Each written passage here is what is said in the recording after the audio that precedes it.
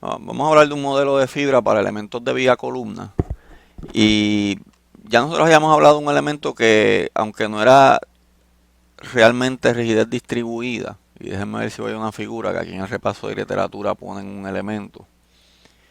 Este, ¿Verdad? Una manera de modelar la no linealidad en elementos de viga columna es como ya lo habíamos hecho, con un elemento de inelástico concentrado, lo que sería un resorte concentrado en los extremos de la columna y de la viga. Eh, El elemento que nosotros usamos es similar a lo que sería Otani, o está basado en Otani, que es el elemento de un componente, donde ponemos los resortes rotacionales en el extremo de la viga o de la columna. Y la relación de momento-rotación, pues la podemos sacar por mecánica de materiales.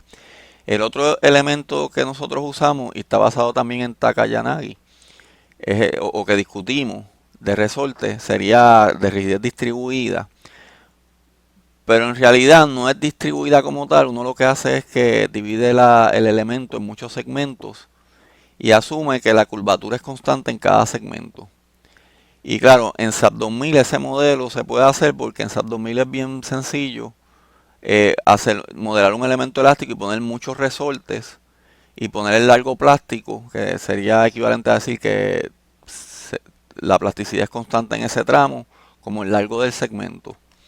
Pero en realidad eso es rigidez concentrada en muchos puntos, ¿verdad?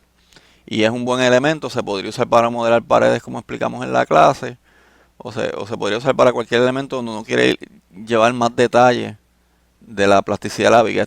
Estos elementos no los podría usar si la asunción de que del punto de inflexión está en el centro no es muy buena, o si uno entiende que podrían formarse articulaciones en otras partes de la viga o de la pared, ¿verdad? Porque el refuerzo va cambiando en la sección. Entonces las propiedades de momento curvatura son diferentes en base a lo que nos movemos y uno podría sospechar que el hinge se formara en otro sitio.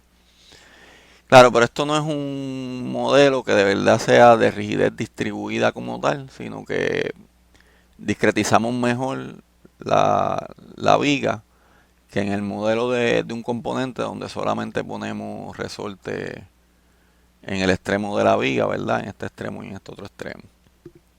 Ambos modelos los discutimos y los que están en este repaso de literatura, esta referencia del modelo de fibra que les voy a poner en la plataforma, básicamente son los que están en la referencia número 8 o basados, ¿verdad? Otani y Takayanagi. Están basados los modelos que se usan en la referencia 8 y que discutimos en la clase. Ahora, un modelo de rigidez distribuida como tal, y no tiene que ser un modelo de fibra. Piensen que yo divido, déjenme, yo otra vez divido mi viga en estaciones y en cada estación tengo un modelo, una propiedad de momento curvatura. Eh, pero en vez de decir que cada tramo va a ser constante y asumir la misma momento curvatura, lo que voy a hacer es que uso el método de elemento finito para calcular, ¿verdad?, lo que pasa entre medio de cada estación con fórmulas de interpolación. En la notación que usa este libro, Q serían, con las rayas, serían los desplazamientos en los distintos nodos. Y él hace, no es importante qué grados de libertad esté usando como desplazamiento, pero estos que están aquí son los del plano, ¿verdad? Él hace un dibujo está más abajo, me disculpa. De cuáles son cada grado de libertad. Y si estamos en el plano, ¿verdad? Pues básicamente tenemos el 1, el 2, el 5, el 7, el 6 y la rotación sería 10. Y eso es lo que le está explicando ahí, que la demostración la está haciendo en el plano, aunque aplica en 3 dimensiones también, para efectos de la demostración. Pero nada, aquí está explicando básicamente la formulación de elementos finitos para un elemento de viga. Y claro, la diferencia ahora es que cómo establecemos esa relación entre desplazamientos en un punto, ¿verdad? Y desplazamientos en el extremo, ¿verdad? Donde D con raya se refiere a los desplazamientos en un punto. Y, ¿verdad? Y se hace a través de una fórmula de interpolación, que es lo que le llamamos A. Y como les dije, no se preocupen mucho de los detalles, eso es la metodología de elementos finitos. Y la sepamos o no es tan importante. Pero básicamente en elementos finitos, si uno, ahora en vez de asumir que los tramos son constantes, como hace el elemento de Takayanagi, perdón, pues lo que vamos a hacer es que establecemos las estaciones que entendamos, mientras más estaciones mejor, e interpolamos entre medio lo que pasa entre medio. Es básicamente, ¿verdad?, una mejor aproximación de rigidez distribuida a lo largo de la viga. Y claro, estas son las ecuaciones de interpolación típicas en elementos de viga, ¿verdad? Nos relacionan los desplazamientos este, en el plano. El U serían los transversales y, perdón, en este caso son los transversales y U serían los axiales. Nos relacionan los desplazamientos en los nodos a los desplazamientos en cada punto de la viga. Y pues entonces tenemos la relación, ahora D serían las derivadas ya de los distintos acciones que ocurren en cada punto, ¿verdad? En el caso de una viga columna ocurre deformación axial y curvatura. Oye, si uno está asumiendo secciones planas permanecen planas, esos dos deformaciones nos describen lo que está pasando en la sección, ¿verdad? La sección se comprime y rota, pero secciones planas permanecen planas, así que con una compresión y una curvatura podemos describirla. Y obviamente sabemos que la curvatura es la segunda derivada del desplazamiento transversal y en el caso de carga axial la deformación es la primera derivada. Así que relacionamos también ahora con una nueva función de interpolación esas deformaciones a los desplazamientos externos o en los nodos. Y ahí están las funciones, ¿verdad?, de la matriz de interpolación A. Y con eso podemos calcular la matriz de rigidez del elemento en la formulación de elementos finitos si ya de alguna manera tenemos la deformación, la rigidez de cada sección o de cada estación que establecemos en la sección. O sea que la diferencia en una aproximación de elementos finitos es que en vez de tener que asumir un largo plástico para calcular una curva de momento de rotación y una rigidez concentrada de resorte, simplemente vamos a buscar la rigidez de la sección en términos de momento curvatura y, y obviamente carga axial y deformación axial. Y cómo calculamos la rigidez del elemento completo en base a la rigidez en las distintas estaciones que tengamos, va a ser con las fórmulas de interpolación. Y básicamente sería, ¿verdad?, esta integral la que nos da esa rigidez. Obviamente la matriz de rigidez del elemento es la que nos relaciona las deformaciones y curvaturas y la vamos a ver explícita, es bien sencilla de calcular si tenemos las propiedades de la sección. A los momentos y normales de la sección. Ahí nos pone, ¿verdad?, en una sección, y aquí está tridimensional, ¿verdad? Pero si estamos en el plano, pues básicamente vamos a tener momento en Z y curvatura en Z, ¿verdad?, que es la inclinación de la sección cuando rotamos, y vamos a tener la compresión debido a la carga axial y la carga axial.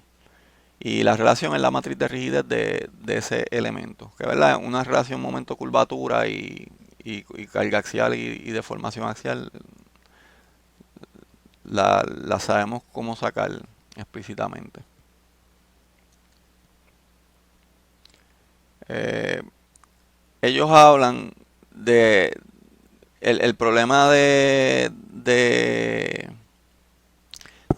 método de elementos finitos, ¿verdad? Es que en esas fórmulas de interpolación para representar los desplazamientos son cúbicas, ¿verdad? Y cuando uno las deriva, para tener ¿verdad?, la curvatura en cada sección, pues sabemos que no va a ser capaz de representar, ¿verdad?, los cambios en curvatura en zonas que plastifican. Este, lo ideal sería ver un dibujo y ellos lo hacen, creo que más arriba o más abajo, no hay problema, nos movemos, sí, más abajo. De, ¿verdad? Esas curvas de interpolación, sabemos que cuando estamos en la zona de plastificación, el comportamiento de curvatura, pues, ¿verdad? Sabemos que va lineal en la zona elástica, la que plastifica, pues eso aumenta drásticamente. Y esas curvas de interpolación, cuando uno calcula la segunda derivada, no son capaces de capturar ese efecto. Entonces ahí es que viene que un approach con curvas de interpolación en flexibilidad es mejor porque en flexibilidad no tenemos el problema de que las curvas de desplazamiento son las que interpolamos, sino que interpolamos para las fuerzas que se representan bien eh, aun cuando plastifica la sección, las fuerzas, ¿verdad? En este caso los momentos siguen manteniéndose lineales. Y el repaso de literatura de este paper pues nos hace el approach de flexibilidad también. En este caso, vamos a donde nos quedamos. Y eso es lo que están explicando en esta discusión. Pues nos relacionan, ¿verdad? Otra vez, y aquí está con un método incremental, pero básicamente nos relacionan los desplazamientos de la sección a la matriz de flexibilidad, ¿verdad? Con los desplazamientos del elemento. Claro, lo están poniendo aquí de manera incremental. Donde pues esta sería la matriz de flexibilidad del elemento. Y esta sería la de la sección. Eh, y otra vez relacionan ahora, en vez de desplazamientos, relacionan fuerzas en la sección, fuerzas internas en la sección, momento y axial, con las fuerzas en el elemento, ¿verdad? Las fuerzas externas aplicadas al elemento por la matriz de interpolación, que ahora le llaman B en vez de A. Así que B es la notación que ellos usan para matriz de interpolación en el caso de flexibilidad. Ahí ponen la matriz B y ponen cómo se relaciona la matriz de flexibilidad del elemento a la matriz de flexibilidad de la sección transversal. Y, ¿verdad? Entonces relacionan la matriz de flexibilidad de la sección, relaciona al revés, ¿verdad? Los desplazamientos de la sección al, a las fuerzas internas en la sección. Y déjeme verificar que esto no es desplazamientos, esto es deformaciones de la sección. Desplazamientos es cuando le ponen una raya arriba. Déjenme cotejar eso. Si estos serían los desplazamientos y ya D serían las deformaciones. La notación peculiar, ¿verdad? De este paper. Así que aquí ya están relacionando las deformaciones a los desplazamientos en el extremo. Y por eso es que aquí aparece la matriz de flexibilidad también de la sección. Porque si esto fuera un desplazamiento, entonces no aparecería. Así que, eh, pues nos quedamos, ¿verdad? En la relación entre las deformaciones y las fuerzas internas de la sección. Así que esto es el análisis de la sección. Bien interesante porque es el hinge que yo les demostré cómo se usaba en SAP es de fibra y básicamente él se queda en el análisis de la sección. No es un elemento de rigidez distribuida y eso lo vamos a explicar ahorita otra vez. Claro, ahora cuando hacemos modelos de fibra, ¿cómo sacamos y ahí es que se diferencia de lo que hemos hecho hasta ahora? ¿Cómo es que sacamos las propiedades de la sección, ¿verdad? Las rigideces de la sección. Pues en vez de hacer una gráfica de momento curvatura, lo que hacemos es dividimos la sección en fibras y en cada fibra tenemos la relación esfuerzo-deformación, ¿verdad? Donde están las varillas tenemos la curva de esfuerzo de formación del acero y donde está el hormigón, ya sea confinado o no confinado, pues vamos a tener secciones confinadas y secciones no confinadas, pues tenemos la curva de esfuerzo de formación de cada fibra. Y obviamente por eso es que es mucho más costoso en términos de esfuerzo de computadora, porque en vez de en un resorte tener una propiedad de momento curvatura, inclusive aunque tuviéramos acoplamiento con carga axial, ¿verdad? Que hablamos ya la otra vez de que hay modelos que acoplan carga axial. Tenemos que guardar toda la información de cada fibra. Y además de eso, vamos a tener, en el caso del elemento distribuido, vamos a tener muchas estaciones donde guardamos esa información. En el caso de SAP 2000 lo que guarda es un punto, un hinge, y establece la relación entre deformaciones y momento y normal. la matriz de rigidez y solamente guarda el hinge. Pero aún así, en cada fibra que está aquí, guardar esa información. Y ahí nos dibujan cómo uno puede calcular la matriz de rigidez, ¿verdad? Recuérdense que aquí las fuerzas son momento y carga axial y los desplazamientos son curvatura y deformación axial. Así que ustedes ven este término, es el término relacionado a deformación axial. Este término sería el relacionado a curvatura y estos serían los términos intermedios. Y son bien fáciles de calcular con la curva de, de esfuerzo de formación de cada fibra, ¿verdad? En cada fibra uno tiene el área de la fibra y uno tiene la deformación con la con la curvatura y la deformación axial uno puede obtener la deformación de cada fibra. Déjenme ir a hacer una pausita para ir al libro de Chen y Lewis, donde eso aparece, esa relación aparece explícitamente. Y que le damos pausa. No tengo digitalizado el, la parte donde Chen y Lewis hace un modelo de fibra, pero no es difícil de explicar la relación entre deformación de la fibra y, y, y los parámetros de la sección. Así que lo que voy a hacer es que haga un dibujo de la sección, ¿verdad? Tengo los parámetros de formación y curvatura. Su libro, el paper usa un símbolo diferente para curvatura. Pero vamos a explicarlo, ¿verdad? Si yo tengo en mi sección una carga P y un momento, y yo asumo secciones planas permanecen planas, ¿cómo se va a deformar mi sección, verdad? Yo tengo mi gráfica de Y versus deformaciones, y vamos a decir que la P está en compresión, pues yo voy a tener una compresión constante en toda la sección. Déjenme usar otro color.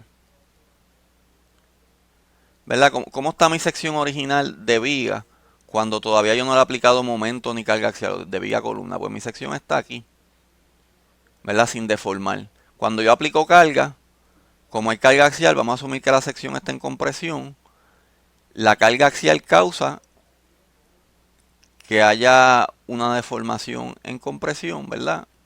Y básicamente ese es el parámetro de la sección, que es deformación.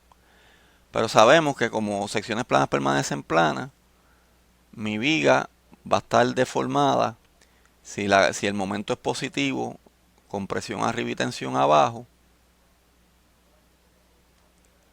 No quería que tocara la sección porque no tiene que tocarla. Déjame usar otro color. Va a haber una curvatura.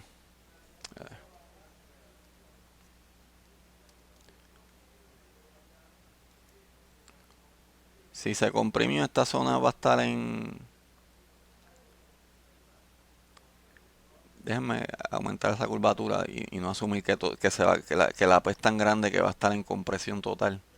Así que voy a exagerar la curvatura para que se vea que siempre va a haber un pedazo que permanece en tensión. Así se ve mejor, ¿verdad? Donde aquí tengo la deformación en tensión y acá tengo la deformación en compresión máxima. Eh, Obviamente yo de esta gráfica puedo leer, recuérdense, tengo dos parámetros, mi curvatura y mi deformación axial. Con esos dos parámetros yo pude describir cómo se deformó mi sección de viga siempre y cuando secciones planas permanezcan planas. Y ya yo puedo ir a una distancia y calcular cuánto se deformó mi fibra. Esa deformación de esa fibra Y. Y claro, estoy en el plano, esto se complica un poquito más si es tres dimensiones. Y el libro de Chen y Lewis lo hace, así que yo después puedo darle una referencia de esa parte del primer capítulo. Y puedo ir a mi gráfica de esfuerzo de formación de, de esa fibra ahí. ¿Verdad? Vamos a suponer que es de acero, perdón, de hormigón confinado. Y puedo ver dónde estoy con mi deformación y determinar mi pendiente tangencial, ¿verdad? Mi modo de elasticidad tangencial. Entonces, esa fibra que está ahí, que tiene su área, pues yo puedo multiplicar, ¿verdad? Ya las propiedades de elasticidad por el área y de Y, dependiendo si estoy buscando los componentes de curvatura o de deformación en la matriz de rigidez. O sea que yo puedo relacionar esos dos parámetros de curvatura y deformación axial a la deformación en la fibra para entonces calcular la elasticidad de la fibra, ¿verdad? Sería la rigidez de la fibra en realidad en la curva de esfuerzo de formación. Y hago eso para todas las fibras y para todas las fibras pues calculo la rigidez axial, la rigidez en curvatura, ¿verdad? Y la rigidez en curvatura debido al axial y etcétera. ¿Verdad? Así que tengo una matriz de flexibilidad 4x4. Básicamente, esto es lo que haría SAP 2000 en el hinge de fibra. Solamente calcularía en un punto concentrado esta matriz de rigidez, calculando la historia de esfuerzo de formación de cada fibra de la sección. SAP, para entonces calcular la curva de momento versus rotación, asume un LP, que es donde uno asume entonces que ese hinge actúa como constante.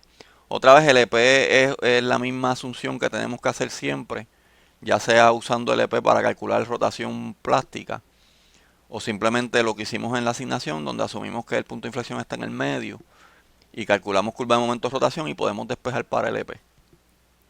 Así que en el hinge de fibra de SAP no es exactamente un elemento de rigidez distribuida como tal, pero el hinge como tal sí es más preciso porque divide la sección en fibra y lleva la historia de cada fibra. Y lo bueno de eso es que entonces nos acopla P y M en el hinge de una manera hasta cierto punto exacta, ¿verdad? El EP siempre sigue siendo una aproximación, pero siempre los códigos nos dejan cómo aproximarlo. Hay ecuaciones empíricas.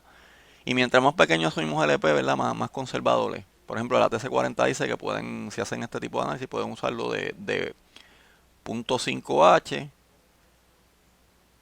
que de la profundidad, que cuando nosotros hicimos los cálculos en MASCAD, estábamos por 11 pulgadas por una sección de 20 o 12 pulgadas, ¿verdad? Así que 0.5 era 10 pulgadas, que es un poquito más conservador.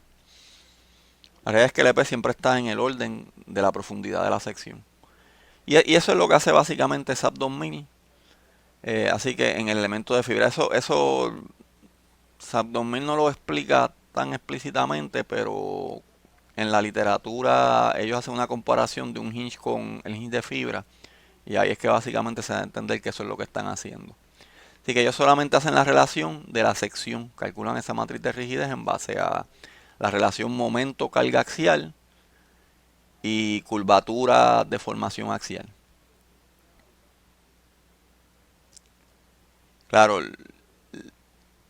aquí nos relacionan, nos dicen cómo calcular, ¿verdad? Entonces ya las fuerzas en los elementos en base a la matriz de flexibilidad del elemento. Y estas son las deformaciones, ¿verdad? De las secciones. Eh, lo que hace este paper, eh, en realidad, es un método mixto entre flexibilidad y el método de desplazamiento tal y como está la formulación original de elementos finitos. Este, ¿Verdad? Tenemos y no es complicado, ¿verdad? Voy a ir por encima, pero para evitar el problema de que las fórmulas de interpolación de elementos finitos en el método de desplazamiento, ¿verdad? Pues cuando uno las deriva no representan bien el cambio drástico que hay en curvatura. Pues usa un elemento, un método mixto donde usa ambas fórmulas de interpolación, las de flexibilidad y y las que se usan en el método de rigidez. ¿Verdad? Aquí están poniendo la misma notación: Q son las fuerzas de los nodales, Q pequeñas son los desplazamientos nodales, y recuérdense que D son las deformaciones nodales. Aquí ya está en tres dimensiones, no importa, curvatura y deformación axial. Y la fuerza, ¿verdad? Momento y carga axial. Entonces, ¿verdad? Pues hace las relaciones con la fórmula de interpolación entre deformaciones y desplazamientos. Esto es con el método para desplazamiento. Y ve con las fuerzas, ¿verdad? Las fuerzas en las secciones con las fuerzas nodales.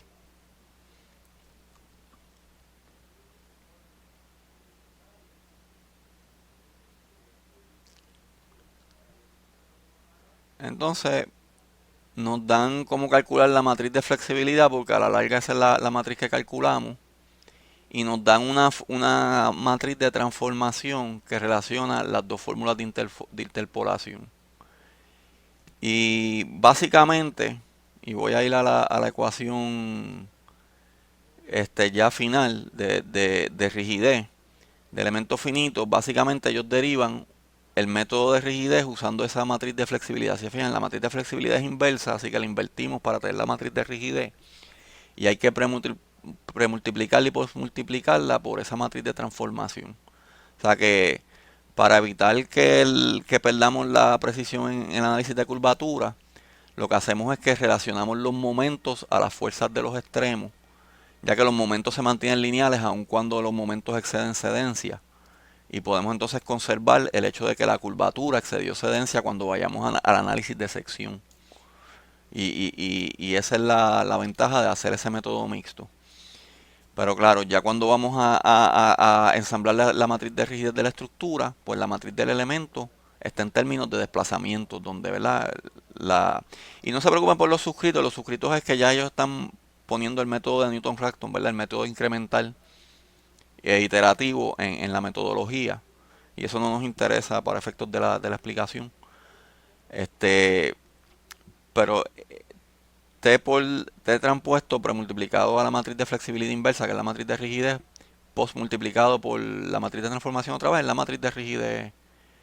Y verdad, entonces estos son los desplazamientos nodales y relacionados a los vectores de fuerza nodales.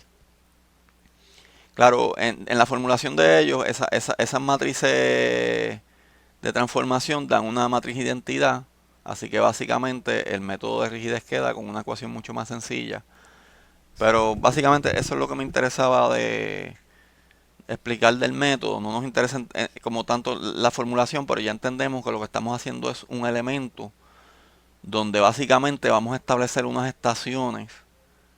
Y claro, eso nos va a costar mucha memoria de computadora. Mientras más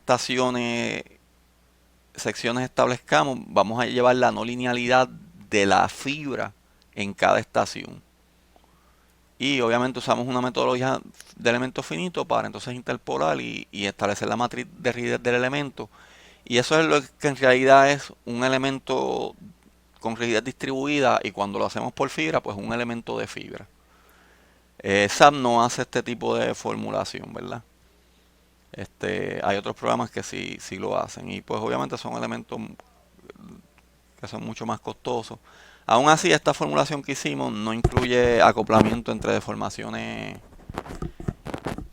eh, cortantes y axiales. No estoy seguro si el modelo, ya cuando ellos explican más en detalle, creo que no, las puede incluir, ¿verdad? Como el modelo de Darwin-Pecknold que discutimos, donde entonces esto se afectaría con los esfuerzos cortantes. No estoy seguro si este paper lo hacía, eh, pero podrían haber modelos que lo hagan. Y ya explicamos lo que hace SAP, que es un poquito más sencillo, ¿verdad? SAP sí mantiene, vamos a ir a la matriz de rigidez, ¿verdad? SAP sí lo hace a nivel de sección, pero para el hinge concentrado, ¿verdad? Que ya sabemos modelar. Lo único que tenemos que hacer es que, por ejemplo, en Section Analyzer tendríamos que definir las fibras, y las definimos de tal manera que sea lo suficientemente preciso, ¿verdad? Que la curva de momento curvatura de esta fibra se asemeje a la que calcula con integración exacta ya en Section Analyzer, como lo vimos en la clase pasada. Pues nada, con esto ya terminamos los modelos para los elementos no lineales. Nos quedaría hablar de histeresis, ¿verdad? De cuando la carga es cíclica, cómo nos movemos cíclicamente con las curvas ya sea del elemento de fibra o con las curvas de momento curvatura del resorte, si usamos un modelo de no linealidad concentrada como los que hemos visto hasta ahora. Yo voy a hablar un poquito de cuando los pórticos tienen relleno. No sé si lo hablé el viernes o si lo grabo, porque no es difícil hacer ya con lo que conocemos un modelo de elementos de viga, columna y paredes de relleno, ya sean de mampostería o de hormigón. Pues lo dejamos ahí, nos vemos el viernes.